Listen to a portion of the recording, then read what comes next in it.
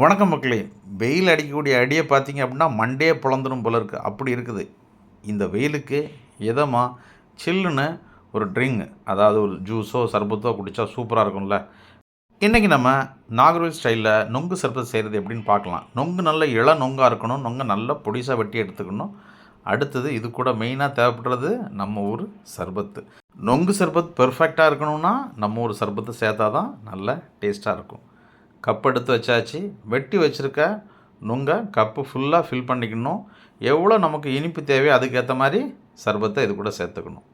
எவ்வளோ சேர்த்தாலும் டேஸ்ட்டாக தான் இருக்கும். தேவைக்கு மட்டும் சேர்த்துட்டு கொஞ்சமாக ஐஸ் வாட்டர் இது கூட ஆட் பண்ணிவிட்டு கரண்டி கொண்டு நல்லா மிக்ஸ் பண்ணிங்கன்னா நம்ம ஒரு நொங்கு சர்பத் ரெடி. குடித்தவங்களுக்கு இதோட டேஸ்ட்டு கண்டிப்பாக தெரிஞ்சிருக்கும். தெரியலைன்னா ஒரு நாள் உங்கள் வீட்டில் செய்து குடிச்சு பாருங்கள். வெயிலுக்கு ரொம்பவே இதமாக இருக்கும். வீடியோ பிடிச்சிருந்தால் லைக் பண்ணுங்கள், சேனலை சப்ஸ்கிரைப் பண்ணுங்கள்.